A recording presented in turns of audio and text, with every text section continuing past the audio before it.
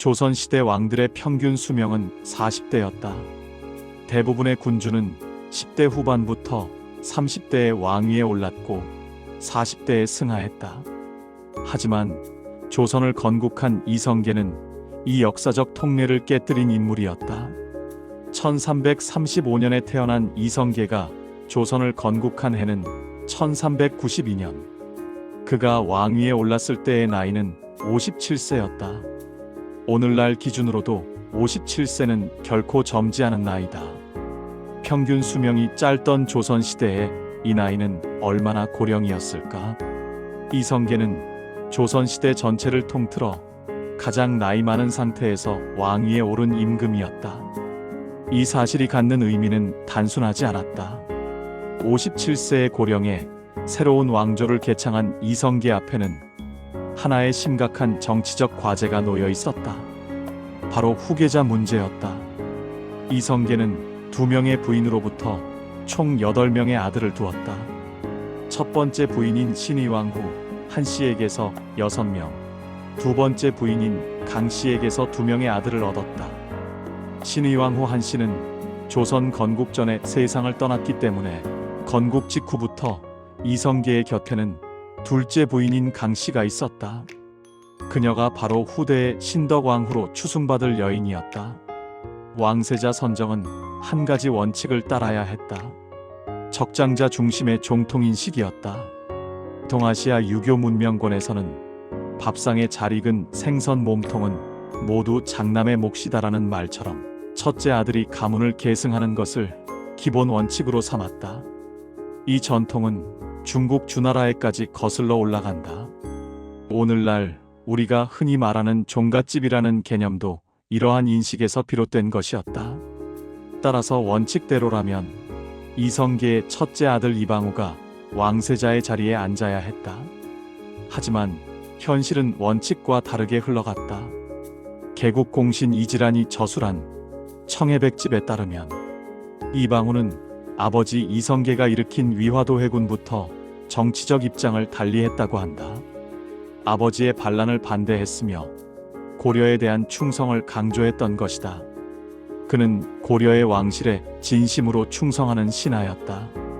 그렇기에 고려가 멸망하고 조선이 건국되는 것을 지켜봐야 했을 때 그의 심정이 얼마나 복잡했을까? 결국 이방우는 슬픔을 이기지 못했다. 조선 건국 이후 그는 은거하며 매일 밤 술로 날을 지샜다. 그리고 건국 겨우 1년 뒤인 1393년 그는 세상을 떠났다. 불과 30대의 나이였다. 이방우가 죽자 이성계는 왕세자 후보를 다시 선택해야 했다. 당시 정치 상황을 고려하면 왕위 계승의 정통성을 위해서는 신의왕후 한씨의 아들 중에서 선택하는 것이 당연했다. 신의왕후 한씨는 이성계가 조선을 세우기 전 고려에서의 가장 정통한 부인이었기 때문이다. 그 아들들은 조선 건국에 직접 참여한 공신들이었다. 특히 이방원은 주목할 만한 인물이었다. 당시 그의 나이는 25세. 이성계의 건국을 직접 주도한 개국공신이었으며 뛰어난 군사 능력과 정치적 야심을 갖춘 인물이었다. 적장자의 원칙에 따르고 공신으로서의 공로를 생각하면 이방원이 왕세자가 되는 것이 가장 자연스러웠다. 그런데 이성계의 선택은 놀라웠다. 그가 택한 왕세자는 자신의 막내 아들 이방석이었다. 당시 방석의 나이는 불과 11세의 소년이었다. 왜 이런 일이 일어났을까? 그 배경에는 두 가지 힘이 작용했다. 첫째는 신덕왕후 강씨의 욕망이고 둘째는 정도전의 정치 철학이었다. 이성계가 신덕왕후 강씨를 얼마나 깊이 사랑했는지는 역사 기록에서 분명히 드러난다. 신덕왕후는 이성계보다 훨씬 젊은 여인이었으면서도 남편의 왕위 등극에 결정적 역할을 했던 인물이었다. 강씨에게는 이성계와의 사이에서 2명의 아들이 있었다. 7째 아들 이방번과 8째 아들 이방석이었다. 신덕왕후는 자신의 아들 중 한 명이 왕이 되기를 강렬하게 원했다. 이는 단순한 어머니의 욕심을 넘어 새로운 왕비 가문으로서의 입지를 다지려는 정치적 야망이었다. 그러면 왜 첫째 아들 방번이 아니라 막내 방석이었을까? 신하들의 평가가 중요했다. 신덕왕후 강씨는 신하들로부터 이런 의견을 들었다고 전해진다. 이방번은 성격이 포악합니다. 만약 강씨 출신의 아들을 왕세자로 세운다면 현명하고 온순한 막내 이방석이 더욱 합당할 것입니다. 한편 정도전은 이 선택을 지지했다. 그러나 정도전의 지지 이유는 신덕왕후와는 전혀 달랐다. 정도전은 자신의 정치 철학적 신념 때문에 방석의 왕세자 책봉을 옹호했다. 이성계가 왕이 될 수 있었던 것은 운명이 아니었다. 거기에는 한 여인의 영리한 계획이 있었다. 그녀가 바로 신덕왕후 강씨였다. 고려 말 이성계는 개경에 오지 않고 함경도에 머물며 야인들과의 관계에 집중했다. 자신의 세력 확대에만 몰두했던 것이다. 그러나 강씨는 달랐다. 그녀는 남편에게 조언했다. 시골 촌 구석에만 계실 것이 아니라 개경으로 나와 신분 있는 사람들과 관계를 맺으셔야 합니다. 정치의 중심지는 개경이었다. 개경에서 신망을 쌓아야만 남편의 정치적 입지가 확대될 수 있었다. 강씨는 이를 정확히 이해했다. 더욱 중요한 기회는 왜구의 침략이었다. 당시 고려는 왜구의 약탈에 시달리고 있었다. 강씨는 전라도가 조선 최고의 곡창지대임을 알고 있었다. 왜구들이 식량 약탈을 위해 반드시 전라도를 노린다는 것을 예상했다. 그리고 그곳을 정벌하는 자가 고려 조정에서 영웅이 될 것임을 계산했다. 하지만 남편은 여전히 함경도에 머물러 있었다. 강씨는 교묘한 술수를 썼다. 제 몸이 많이 좋지 않으니 속히 개경으로 오셨으면 하옵니다. 남편을 염려한다는 명목으로 개경으로 부른 것이다. 이성계는 아내의 병환 소식을 듣고 개경으로 내려왔다. 그리고 곧이어 왜구가 쳐들어왔다. 개경에 있던 이성계는 왜구 토벌군을 이끌고 전라도로 나아갔다. 그곳에서 그는 황산대첩이라는 유명한 승리를 거두었다. 이 전투로 이성계라는 이름은 고려 전역에 알려지게 되었다. 강씨의 계산은 정확했다. 그녀의 한마디가 남편을 영웅으로 만든 것이었다. 반면 정도전은 완전히 다른 차원에서 조선을 생각하고 있었다. 정도전은 고려 말의 뛰어난 성리학자였다. 그는 단순히 새 왕을 세우는 것을 원하지 않았다. 그가 꿈꾼 것은 새로운 체제의 국가, 즉 성리학적 이상을 구현한 조선이었다. 정도전이 가장 두려워한 것은 무엇이었을까? 그것은 왕조 체제의 본질적 폐단이었다. 왕조란 아버지에서 아들로 대를 잇는 체제다. 그렇기에 때론 성군이 나올 수도 있지만 때론 폭군이 나올 수도 있다. 즉 어떤 자질의 왕이 즉위할지는 운에 맡기는 것이었다. 소위 복불복의 문제였다. 성군이 나오면 다행이지만 폭군이 나오면 나라가 망할 수도 있다. 정도전은 이 위험을 깊이 인식했다. 그래서 그는 무언가를 만들기로 결심했다. 폭군이 나와도 나라가 망하지 않는 시스템이었다. 다시 말해 왕의 자질에 국가의 운명을 맡기지 않는 체제 설계였다. 정도전이 조선 경국전을 편찬하고 법전과 제도를 정비한 것도 모두 이 목표를 향한 것이었다. 그는 신권 중심의 국가를 만들고자 했다. 왕이 아무리 강한 권력을 원해도 국가의 체계 자체가 그것을 제어할 수 있도록 만드는 것이었다. 정도전이 강화한 가장 획기적인 제도 중 하나는 경연이었다. 경연이란 왕이 신하들과 함께 유교 경전을 읽고 학문을 토론하며 현실 정치를 의논하는 제도였다. 겉으로는 왕의 학문적 성장을 돕기 위한 것이었지만 본질은 왕을 통제하는 수단이었다. 매일 아침 이른 시간에 조강, 점심에 추강, 저녁에 석강이 열렸다. 하루에 무려 6시간을 신하들과 함께 공부해야 했다. 이것이 의무적이었다. 그 이후에도 왕의 개인 시간은 따로 없었다. 관리들로부터 올린 상소문을 읽고 신하들의 의견을 청취해야 했다. 선비부터 재상까지 모든 관리의 상소문을 읽어야 했다. 이 상소문들에는 왕에 대한 비판과 충언이 가득했다. 정도전은 교묘하게 이 상소문을 읽는 시간을 자기 전 마지막 순간으로 배정했다. 왜일까? 상소문에는 왕에 대한 신랄한 비판이 담겨 있었기 때문이었다. 오늘날로 치면 인터넷에 악플을 줄줄이 읽는 것과 비슷했다. 그렇게 되면 왕이 편한 마음으로 잠을 청할 수 없었다. 이렇게 정도전은 왕도 쉴 수 없게 만들었다. 술을 마시고 싶어도 상소를 읽어야 했고, 놀고 싶어도 경연에 나가야 했다. 왕이라는 신분이 편안함과 무관할 수 있도록 체계를 설계한 것이었다. 이것이 정도전의 전략이었다. 왕을 쥐잡듯이 잡아서 성군으로 만드는 것이었다. 이성계가 57세의 노령에 왕위에 올랐을 때 그는 개경에 대해 깊은 불편함을 느꼈다. 개경은 오랫동안 고려왕조의 터전이었다. 아직도 고려의 기득권 세력들이 자리 잡고 있었다. 이성계를 반대하는 세력들의 거점이었던 것이다. 게다가 풍수지리설에 의하면 개경은 이미 지덕이 쇠해버린 지역이었다. 새로운 왕조가 들어서기 위해서는 새로운 터전이 필요했다. 이리하여 새로운 도읍지 논의가 시작되었고 최종적으로 한양이 선택되었다. 한양은 한강 근처에 위치하여 수로를 통한 세금 수거에 유리했다. 뒤로는 북악산이 병풍처럼 둘러싸여 있었고 안으로는 물이 흘러 배산 임수의 명당이었다. 그런데 한양의 건설을 둘러싸고 정도전과 하륜 사이에 치열한 논쟁이 벌어졌다.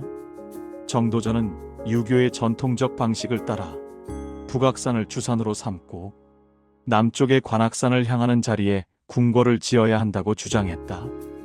이것이 오늘날의 경복궁 자리였다. 반면 하륜은 강력하게 반대했다. 만약 도읍이 남쪽에 있으면서 관악산을 향하게 되면 관악산의 강한 화기로 인해 국가에 큰 재앙이 올 것이라는 주장이었다. 결국 정도전의 주장이 채택되었다. 그리고 경복궁은 그 자리에 지어졌다. 정도전이 하륜의 조언을 들었어야 했을까? 역사가 보여주는 바를 생각해보면 그 판단은 섣부르지 않다. 훗날 경복궁 터에서는 왕자의 난이 일어났고 국가적 비극이 연쇄적으로 발생했기 때문이었다. 심지어 조선 건국 200여 년 후 경복궁은 백성들에 의해 불타 오랫동안 폐허로 남게 되었다. 정도전이 설계한 한양은 유교 이념의 구현이었다. 정도전은 유학자, 특히 성리학자였다. 그렇기에 그는 불교를 철저히 억압했다. 고려 말의 사원 폐단을 개혁한다는 명목하에 그는 불시자변이라는 책을 편찬하여 불교를 부처가 떠들어대는 잡스러운 말로 폄하했다. 그 대신 그가 수도 한양에 심은 것은 유교의 덕목이었다. 바로 인, 의, 예, 지, 신이다. 오늘날 서울의 서대문 대문을 보면 이 원칙이 여전히 살아있음을 알 수 있다. 동대문은 흥인지문이다. 인을 일으킨다는 뜻이다. 서대문은 돈이문이다. 의를 두텁게 한다는 뜻이다.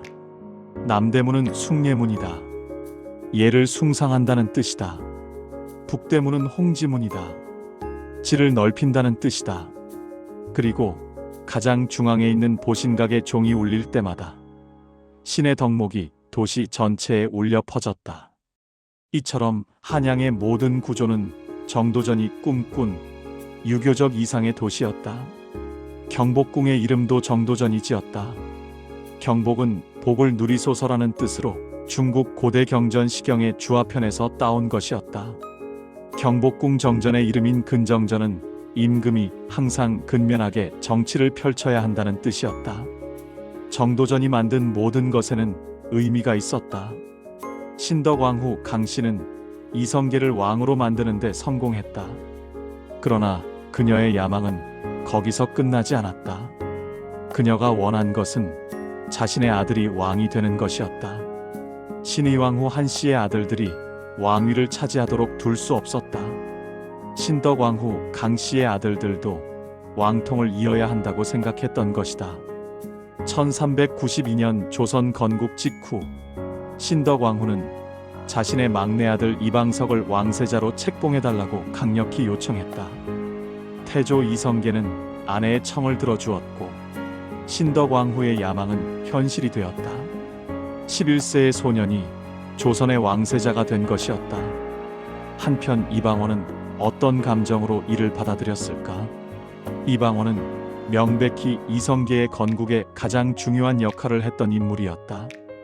위화도 회군은 이방원의 주도로 이루어졌고 고려 멸망과 조선 건국의 전 과정에서 그는 가장 신뢰할 수 있는 공신이었다. 동아시아의 왕조 전통에서 공신은 상을 받아야 한다. 이성계 입장에서는 이방원에게 왕위를 물려주는 것이 가장 자연스러웠을 것이다. 그런데 이성계는 다른 선택을 했다. 신덕왕 후의 11세 막내 아들에게 왕위 계승의 자리를 넘긴 것이었다. 이방원은 눈으로 보이는 모욕을 당했다. 자신보다 어린 형제들이 차례로 등용되는 것을 보았고 자신의 사병마저 몰수당할 위기에 처했다. 이것이 비극의 서막이었다. 이방원이 정변을 일으키도록 부추긴 인물은 누구였을까? 그것은 이방원의 아내 원경왕 후 민씨였다. 원경왕 후 민씨는 대단한 호걸이었다고 기록되어 있다. 그녀는 남편에게 조언했다. 정치에 관심이 없는 척 몸을 낮추셔야 합니다. 불만을 드러내다가는 적의 표적이 될 수 있습니다. 그러면서 동시에 그녀는 실질적인 준비를 진행했다. 친정의 힘을 빌려 무기를 구입했고 이를 몰래 땅속에 숨겨두었다. 또한 갑옷을 준비하여 남편이 필요할 때 입힐 수 있게 했다.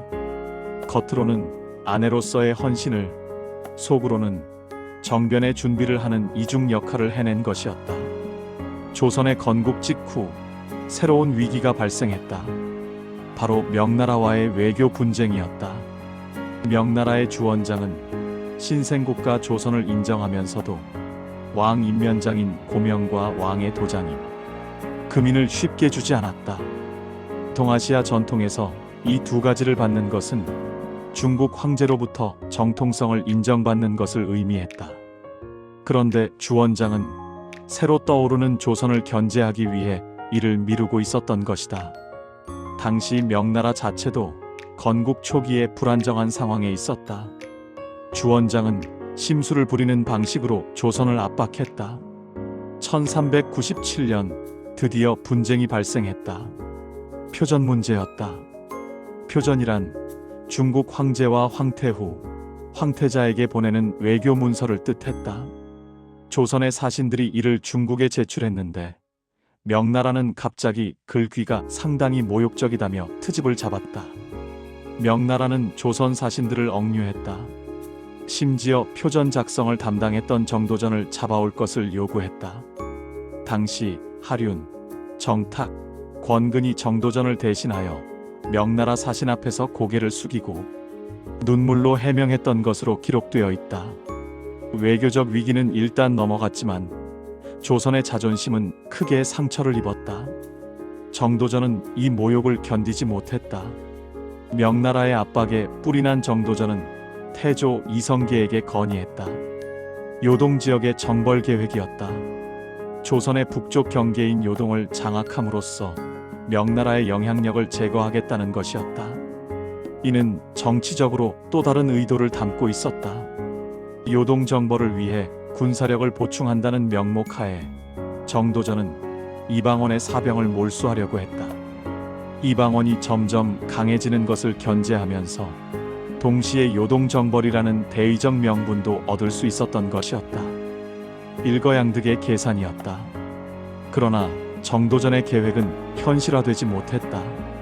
1398년 8월 26일 이방원은 거사를 일으켰다. 역사에서 이를 제1차 왕자의 난이라고 부른다. 이방원의 명분은 다음과 같았다. 정도전이 신의왕 후 한씨 소생의 왕자들을 죽이려고 한다.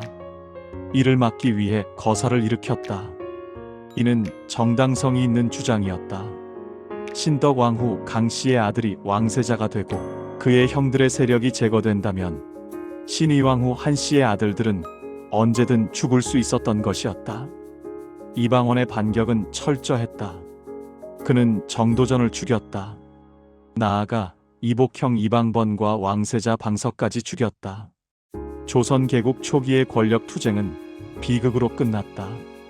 이 사건으로 이성계는 큰 충격을 받았다. 그가 아끼던 신하 정도전을 잃었고 아끼던 부인 신덕왕후 강씨의 아들들을 잃었다. 새로운 왕조의 건국을 함께 준비했던 사람들이 한꺼번에 사라진 것이었다. 나이가 63세인 이성계는 심각한 결정을 내렸다. 이방원은 바로 왕위에 오를 수 있었다. 공신으로서의 공로도 있었고 정변을 성공시킨 권력도 있었다. 하지만 이방원은 왕위를 받지 않기로 했다. 민심의 동요를 우려했기 때문이었다. 대신 이방원은 둘째 형인 이방과에게 왕위를 양보했다. 그가 조선의 제2대왕 정종이었다. 이성계는 상황으로 물러났다.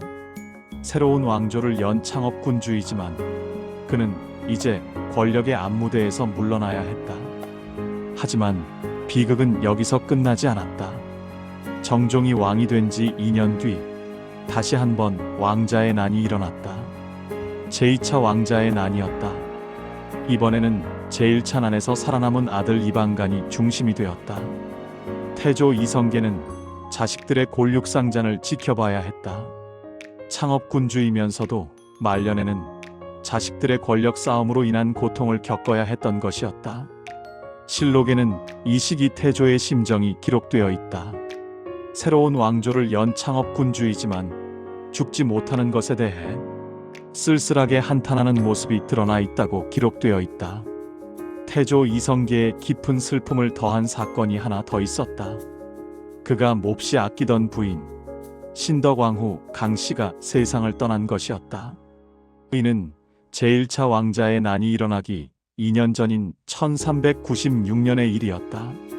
신덕왕후는 아들들의 비극을 보지 못하고 먼저 세상을 떠났다.